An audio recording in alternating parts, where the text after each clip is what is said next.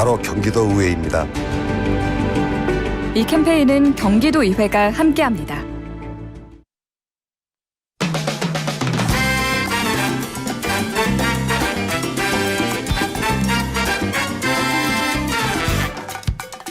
월요일 총선 열차 출발합니다. 김용태 전 국민의힘 최고위원, 전용기 더불어민주당 의원 두 분 안녕하십니까? 네, 안녕하세요. 김용태입니다. 네, 안녕하세요. 전용기입니다. 준비 잘 돼 갑니까 두 분? 열심히 하고 있습니다. 저희 지난주에 이제 공천 면접 끝났고 공관위 발표를 계속 기다리고 있습니다. 어떻습니까? 단수 이렇게 옆에서 나오잖아요. 그런 분들 보면 좀 부럽죠. 왜냐면 비용 측면에서도 부럽고 경선을 가게 되면 이제 경선 비용도 추가로 들어가다 보니까. 그렇죠. 경선을 하다 보면은 기본적으로 또 분란 씨앗이 될 분란이 수도 한번 있는 되니까. 그러다 보니까 빨리 우리 당의 후보가 돼서 나도 자신 있게 앞에 나서고 싶은데 그런 부분들이 좀 늦어지면 늦어질수록 좀 답답한 심정은 없지 않아 있습니다. 네. 네. 아직 두 분은 정해지지 않아서 제가 질문 좀 드려봤습니다. 자, 먼저 이 얘기 먼저 해보겠습니다. 카이스트 졸업생 대통령 경호원회에서 강제 퇴장하는 사건 지난 금요일 날 있었는데요. 어떻게 보셨습니까? 우리 김용태 의원님 최고위원부터. 제가 그 현장에 없었다 보니까 이제 영상만으로 보고 말씀드리면 일단 뭐 경호처에서 전 원칙대로 했을 거라고 판단이 돼요. 그러니까 최근에 연말 연초에 그 정치인들에 대한 여러 사건 사고가 있었기 때문에 아마 이런 돌발 행동들에 대해서 경호처에서도 굉장히 예민하게 반응했을 거고 그러다 보니까 원칙대로 저는 했을 거다 판단됩니다. 네. 저도 이제 뭐 전당대회라든지 정견 발표하다 보면 야유나 혹은 제가 발표하는 도중에 누군가 막 본인의 의견을 제시할 때 당황할 때가 많거든요. 그러다 보니까 아마 그런 측면이 있었던 것 같고 다만 이제 대통령께서 그 자리에서 이제 여유를 가지시고 이제 경호원들 제지시켰더라면 이제 더 좋았을 것이다 이런 평가가 있지 않을까 생각이 있습니다. 어떻습니까? 저는 그게 뭔 놈의 원칙인지 모르겠어요. 사실 주객이 전도된 일이거든요. 거기 카이스트 졸업식이에요. 근데 졸업생을 내쫓았습니다. 객은 누가 봐도 대통령이거든요. 대통령이 손님으로 찾아가가지고 축사를 하고 있는 상황인 것이고 졸업생은 당연히 자기가 해야 될 졸업식에 참석을 한 겁니다. 심지어 들어갈 때 모든 학생증이나 이런 신분 절차는 다 거쳤을 것인데 그 학생이 무슨 위협이 된다고 그렇게 입까지 틀어막고 사지가 들려서 쫓겨나야 되냐 이런 거에 저는 화가 나는 거예요. 사실 저도 김용태 최고위원의 말씀에 동의를 하는 게 대통령께서 조금 밑에 있게 그리고 그런 부분들을 좀 정리했으면 좋았을 뻔했습니다. 근데 대통령의 그릇을 우리가 다시 한번 확인했죠.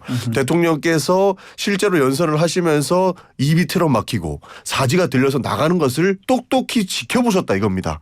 우리가 많이 양보해서 강성희 의원이 이렇게 사지가 들려서 쫓겨나는 모습들은 못 봤을 수 있다고 칩시다. 그러나 이번에 카이스트 졸업생이 들려가는 모습들은 모두 대통령이 지켜보셨거든요. 정말 그릇이 작다라는 생각이 했고 너무 여기서 화가 났습니다. 그 복장을 그렇게 했던 부분들 경호원들 그게 매뉴얼이라고 봐야 됩니까? 뭐 제가 경호 담당자가 아니어서 잘 모르겠습니다. 아마 매뉴얼에 있지 않을까에 대한 생각이 있습니다. 그래서 옆에 졸업생인 줄 알았는데 알고 보니까 또 경호원들도 있었어요. 또 그 부분도 좀 논란이 되는 것 같습니다. 뭐 그거는 원칙에 따른 것 같습니다. 분명히 뭐 내부에 들어가 있는 사법경찰 우리가 이런 거 많이 보지 않았습니까? 네.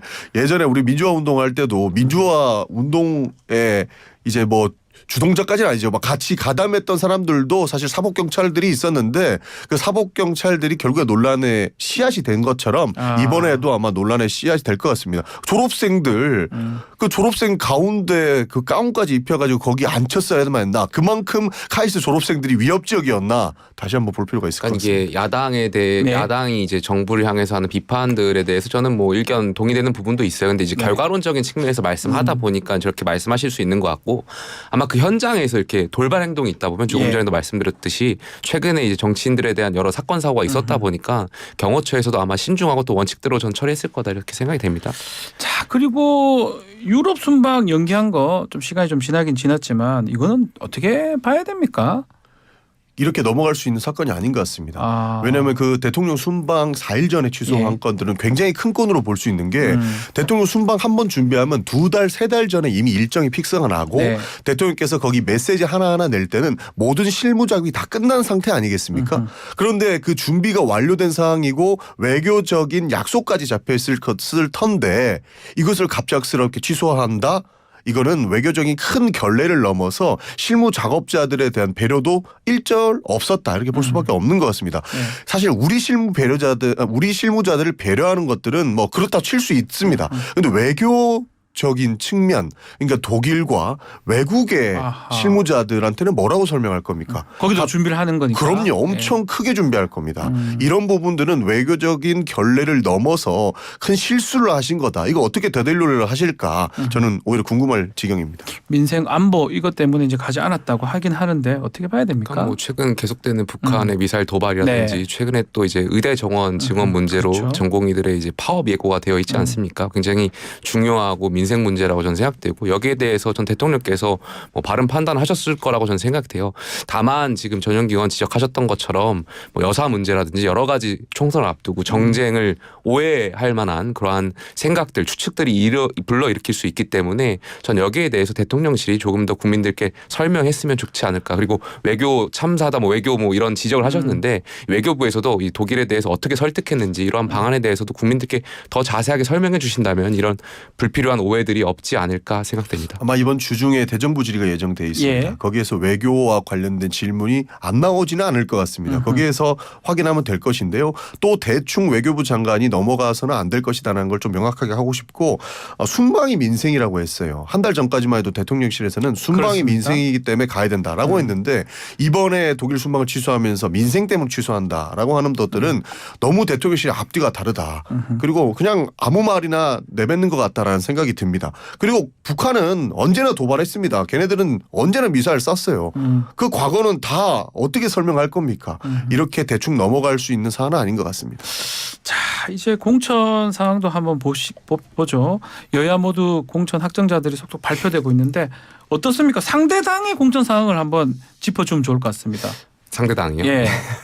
야당이 아마 힘들 민주당. 겁니다. 예. 예. 야당은 이제 야당이잖아요. 네. 그래도 여당은 대통령제에서 대통령 권력이 있고 하다 보니까 나름대로 정제된 그런 것들이 있을 텐데 야당은 뭔가 줄 수 있는 것도 없고 네. 제한된 권력을 통해서 당대표가 갖고 있는 공천권을 이렇게 나눠 갖기가 굉장히 제한된 상황에서 어려운 측면이 있을 거라고 보여지고요. 오늘 아침 동아일보 단독 기사를 보니까 뭐 밀실 공천 이야기가 네. 나오더라고요. 뭐 특정 지도부가 사조직을 통해서 회의를 통해 가지고 친문 공천 어떻게 할 것인지에 대해서 이야기를 나온다라는 그 기사를 접했는데 참 민주당이 시스템 공천을 주장하지만 결과적으로 사천을 하고 있는 거 아닌가 이런 생각이 있습니다. 자, 국민의힘 공천 뭐 잘 되고 있는 것 같습니까? 그러니까 언론의 평가는 비교적 좋은 것 같습니다. 네. 속도감도 있고요. 단수 공천을 해서 빠르게 후보를 확정해서 국민들께 선보이는 부분들은 뭐 높이 평가할 수 있겠습니다만 확실히 그 권력 다툼은 아직 여전히 남아 있는 것 같습니다. 지금 중진 의원들께서 험지로 간다고는 하지만 극각적으로 거부하고 계신 분들도 굉장히 많거든요. 네. 그런데 그런 분들을 그냥 내치기보다는 경선을 도입을 해줬어요.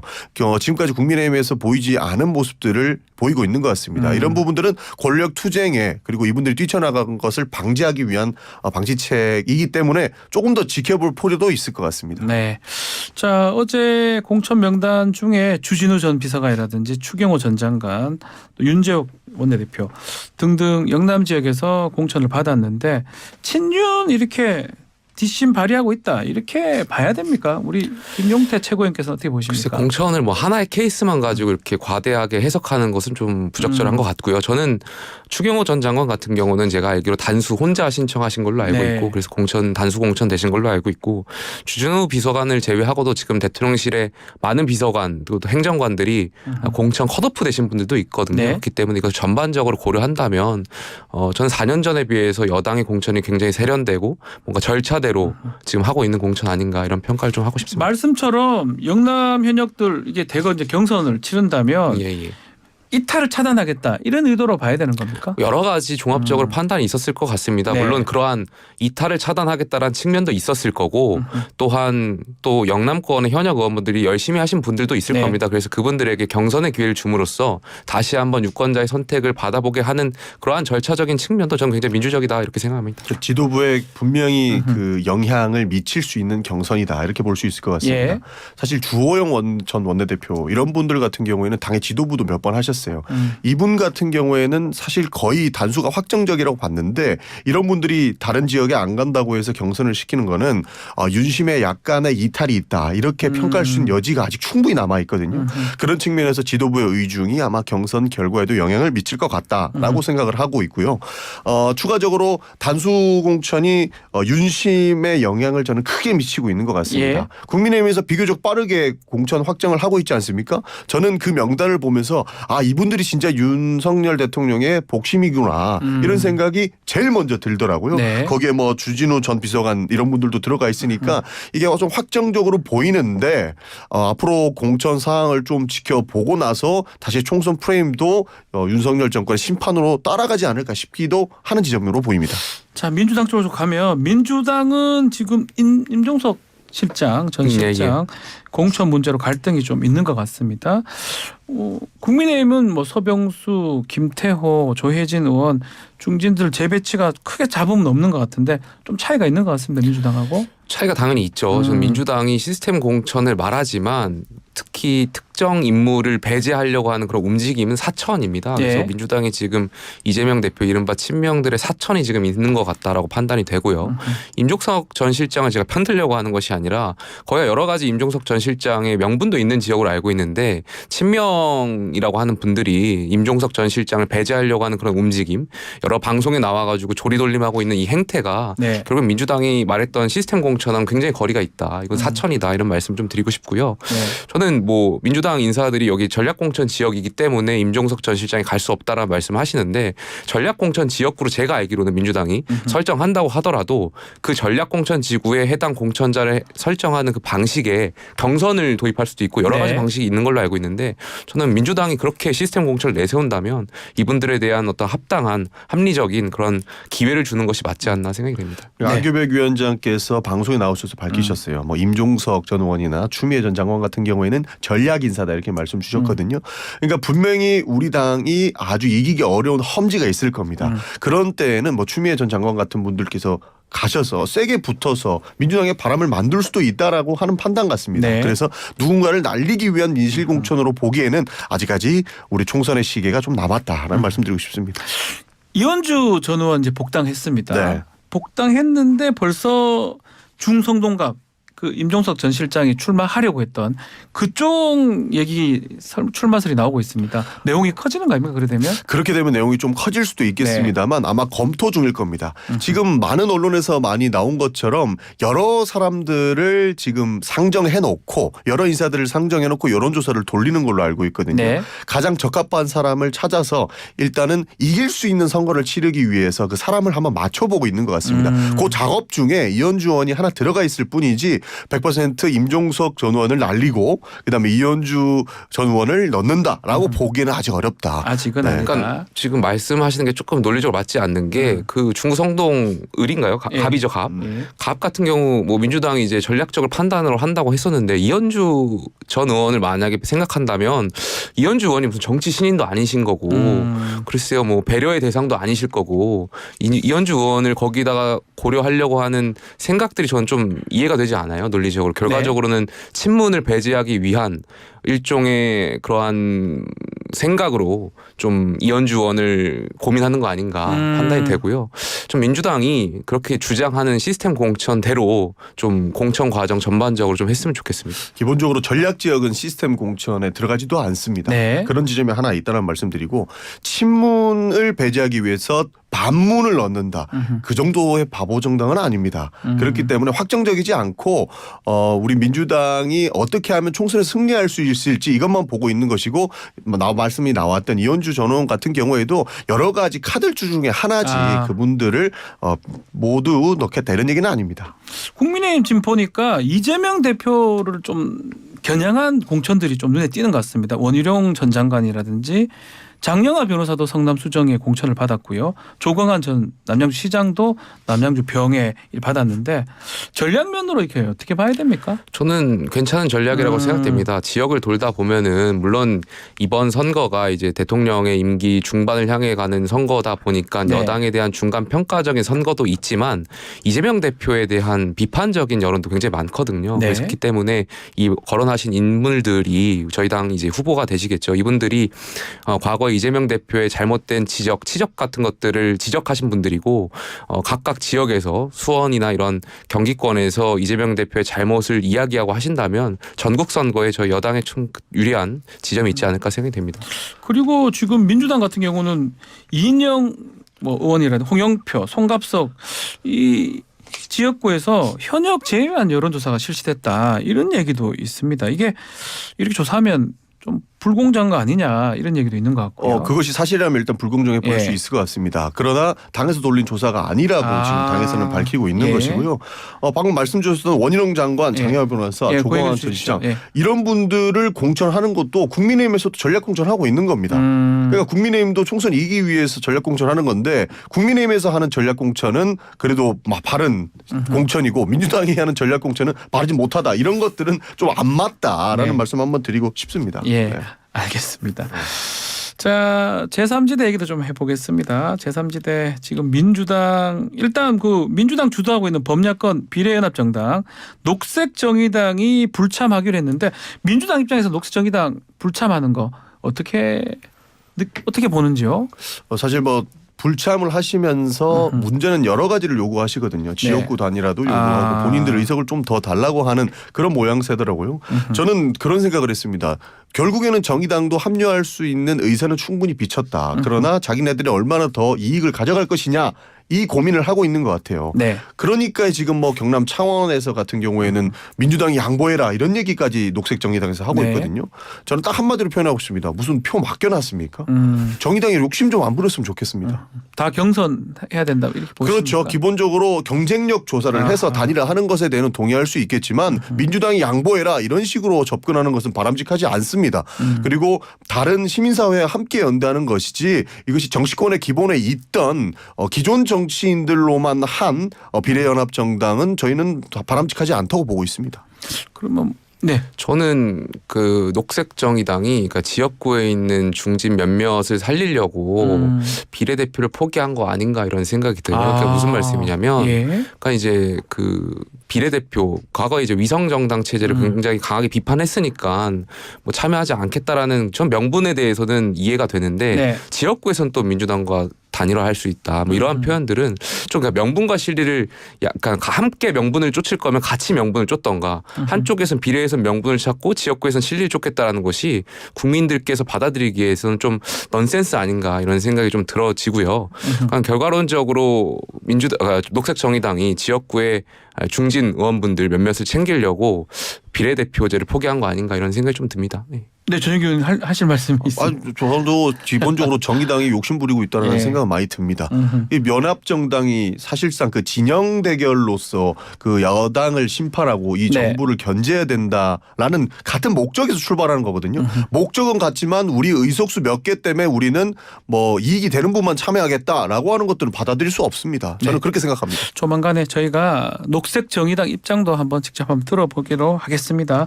조국신당 얘기도 좀 해보죠. 국민의힘 입장에서 조국신당은 어떻습니까? 이게 고마운 겁니까? 국민의 한 사람으로서는 바람직하지 못한데요. 예. 지금 선거를 치러야 할 국민의힘의 입장에선 전략적으로 좀 나쁘지 않다라고 판단됩니다. 조금 전에 말씀드렸던 것처럼 지금 이번 총선은 대통령의 얼굴로 치르는 선거라고 생각돼요. 무슨 예. 말씀이냐면 대통령의 중간 평가이기 때문에 국정 지지율에 따라서 총선에 많은 영향이 미칠 거라고 판단됩니다.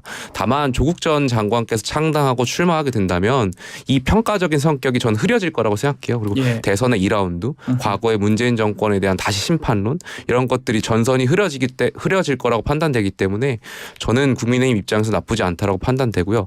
아까 그 녹색정의당하고 연계해서 한 가지 질문을 드리고 싶은 것이 그러니까 결과적으로 조국 전 장관 이 창당해서 민주당의 개혁 그 위성정당과 함께하게 된다면 과연 녹색정의당이 지역구에서 민주당과 함께할 수 있을까 이런 판단도 좀 들어요. 그러니까 조국 전 장관에 대해서 정의당이 과거에 비판론적인 생각들이 있었는데 조국 전 장관에 대해서 민주당이 함께한다면 네. 과연 지역구 단일화가 가능할까 이런 생각이 또 드네요. 우선은 네. 이제 박홍근 단장이 조국 신당과는 같이 할 수 없다라는 입장을 한번 밝혔습니다. 저는 조국 장관이 출마를 하시는 것에 대해서 말릴 수는 없다고 생각을 합니다. 그만큼 사실 정부로부터 많은 사냥을 당해왔던 것이고 지금도 싸움을 하고 있는 부분인데 저도 그 많은 의원님들께서 밝히셨지만 당 입장에서는 우리 표가 분산될 수 있는 효과를 가지고 올 수 있기 때문에 네. 굉장히 참 어렵다라는 생각이 있습니다. 그래서 한 말씀만 드리고 싶은 게 결국에는 민주진보 진영의 승리가 조국 전 장관의 회복의 길로 갈 수 있기 때문에 함께 힘을 모아주셨으면 좋겠다는 생각을 하고 있습니다. 근데 그렇게 예. 되면은 민주당이 말하는 그 위성정당, 그 비례정당에 대한 기준을 전 잘 모르겠어요. 그러니까 누구는 함께 할 수 있고 누구는 함께 할 수 없고. 그러니까 예를 들어서 뭐 송영길 전 대표가 어떻게 하실지 모르겠습니다만 뭐 송영길 전 대표가 창당하게 된다면 위성정당이 함께 할 수 있는 건지 조국 전 장관은 함께 할 수 없다고 했는데 조국 전 장관이 함께 하겠다면 어떻게 막을 건지 그리고 나머지 정당들에 대해서는 또 함께하고 함께 할 수 없는 그 기준이 글쎄요 저는 굉장히 모호하지 않나. 그러니까 네. 당대당 통합이 아니고 힘을 실어주셨으면 좋겠다. 창당보다는 민주당이 이길 수 있는 길로 함께 이끌어주셨으면 좋겠다라는 부탁의 말씀을 드리는 거죠. 네. 그러니까 제가 민주당이라면 조국 전 장관이 맨 앞에서 그렇게 나서면 글쎄요 굉장히 부담스러울 것 같아요. 그래서 뒤로 빠져주길 원하지 않을까 생각이 드는. 알겠습니다. 자, 개혁신당 얘기가 주말간에 좀 많았습니다. 통합 일주일 만에 내용이 있는 것 같은데 자, 오늘 뭐 8시에 좀 최고위를 한다고 하고요. 지금 아마 하고 있는 것 같은데 어떻게 될 것 같습니까? 지금 상황 보니까. 저는 그 개혁신당이 시작할 때 사실 기대를 갖고 있었던 사람도 많았을 네. 거라고 생각이 돼요. 그러니까 예. 새로운 정치 실험을 하러 떠난 정당이잖아요. 그리고 중도 정당 제3지대라는 것은 중도력을 그 협상력, 중재력을 바탕으로 공공선을 실현하는 캐스팅 보터의 역할을 해야 되는데 지금 이준석 전 대표가 최근에 이제 SNS 올린 걸 보면 정부의 의대 정원 확대와 관련해서 뭐 500명 정도를 협상할 것이다라는 네. 이제 추론을 하시는 것 같아요. 근데 그게 뭐 정부의 실제 전략인지 아닌지는 잘 모르겠습니다만 확인되지 않아서 설사 그게 맞다고 하더라도 만약에 정말 제3지면 결국 공동의 선을 위해서 정부의 그런 방향을 응원해야 되는데 지금 양당 그러니까 특히 국민의힘을 비난하고 비판하면서 자기 정체성을 세우는 거잖아요. 이게 과연 제3지대 국민들이 생각하는 정치 실험하려고 하는 제3지대의 그런 방향성이 맞나 이런 아쉬운 점이 있고요.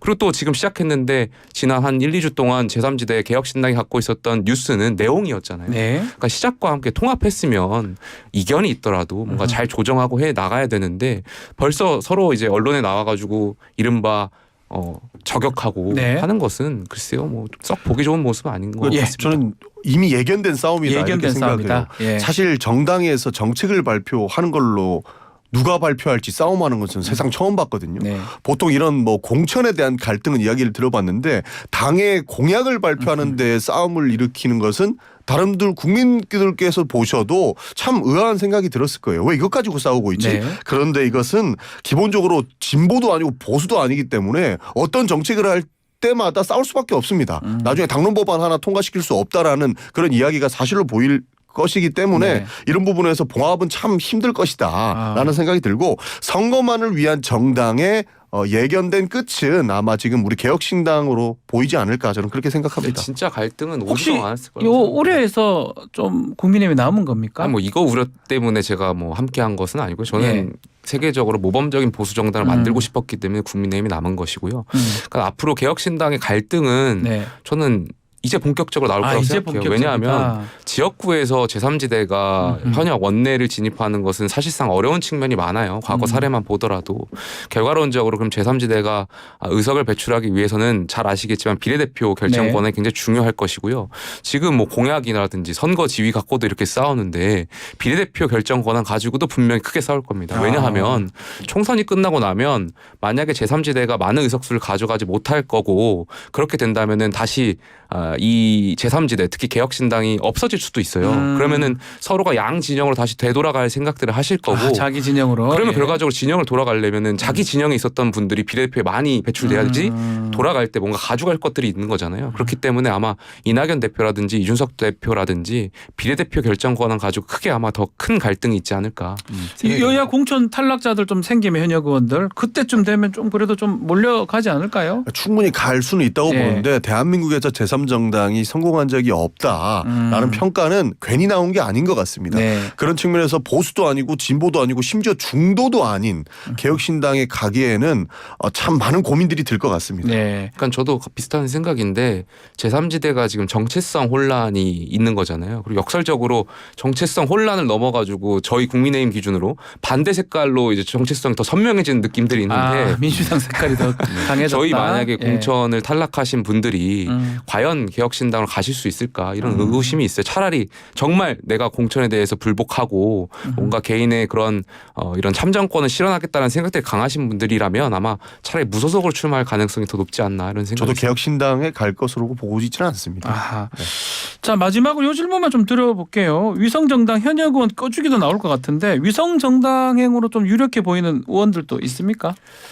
뭐 여러 가지 의견들이 있는 것 같은데 제가 근데 지도부 이야기를 전해 듣기로는 저희 지도부는 굳이 현역이 아니어도 괜찮다라는 판단을 좀 하고 있는 것 같아요. 그러니까 예. 과거의 문법대로라면 이제 기호 문제가 있다 보니까 현역들 차출론이 있었을 텐데 지금 여러 가지 측면에서 좀 그런 문법 말고 좀 뭐 전직 의원이라든지 이런 전직. 분들까지 고민하고 있다라고 저는 들었습니다. 민주당은 가겠죠. 몇 명 보이는 것 같습니다. 네. 그러니까 이름을 거론하기 좀 그렇지만 기본적으로 모두를 통솔할 수 있는 중진 의원님들 중에 몇 분이 가셔서 실제로 전국 선거를 이끌어야 되는 그런 상황까지 올 것 불출마 같습니다. 선언한. 그렇죠. 불출마하신 분들이 아마 거론이 될 것이고 또 중진이고 앞으로 많은 메시지를 내야 될 분들이 또 있거든요. 그런 분들이 좀 준비하지 않을까 싶습니다. 알겠습니다. 자, 오늘 말씀 여기까지 듣겠습니다. 김용태 전용기 의원이었습니다. 감사합니다. 감사합니다. 감사합니다.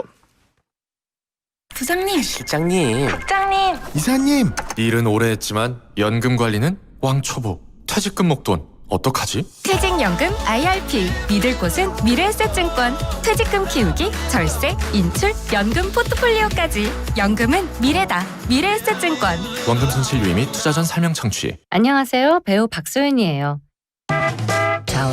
좌우로 정렬 2588 대리운전 2588 박소연. 좌우가 똑같아요 2588 언제나 어디서나 2588 좋아요. 대리운전. 좌우로 정렬 2588.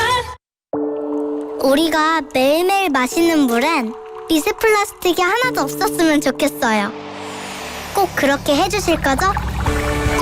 물보다 소중한 건 없으니까요. 청우와 함께 가요. 미세 플라스틱 없는 세상. 진짜 깨끗해. 청우 나이스. 여기는 성공을 인쇄하는 비즈하우스입니다. 광고 예산도 디자이너도 없으시다고요? 지금 비즈하우스를 만나보세요. 명함, 현수막, 판촉물도 오케이. 매출 올라가나요? 비즈하우스로 성공입니다. 역시 비즈하우스가 홍보에 있으니 내 일의 힘. 비즈하우스. 오늘을 기록하는 소리, 내일을 준비하는 소리, 그리고 인생을 돌아보는 소리. 모두의 성장을 고민하는 브랜드 오럼, 오래도록 가치 있는 평생 소장품을 만듭니다. 당신의 이야기가 완성되는 곳. 일상 속 광고 모니터, 키오스크, 전광판, 이 모든 게 디지털 사이니지라는 사실 알고 계셨나요? 다양한 정보와 광고 콘텐츠를 전하는 디지털 사이니지는 시스메이트. 조달청 나라장터 종합 쇼핑몰 6년 연속 매출 1위. 삼성전자 공식 스타 파트너 시스메이트와 함께하세요. 검색창에 시스메이트. 2017년부터 2022년 기준. 카멜로 장갑 하나로 일상이 안전해진다. 안전한 용접 장갑 카멜로. 편안한 작업 장갑 카멜로. 세련된 안전 장갑 카멜로. 오늘도 손끝 하나 다치지 않고 일 잘 끝냈습니다. 장갑은 카멜로. 합성 목재 예스팀바, 산책로, 야외 데크, 울타리, 사이딩, 전원주택 인테리어까지 다양한 형태로 활용이 가능한 친환경 합성 목재 예스팀바. 우수한 품질의 정부 조달 우수 제품, 나무 느낌 그대로. 합성 목재 예스팀바. 경동산업 주식회사. 한계 인정하고 싶지 않아요. 뻔한 스타일 전 싫어요. 아이파크자의 빅브랜드 오피스텔. 대단지 아파트와 쇼핑몰. 외대압력 초역세권. 이문 아이파크자의 오피스텔 IM 594. 당신의 선택이 옳습니다. 견본주택 오픈 중 1600-4452 HDC 현대산업개발 GS건설. 마침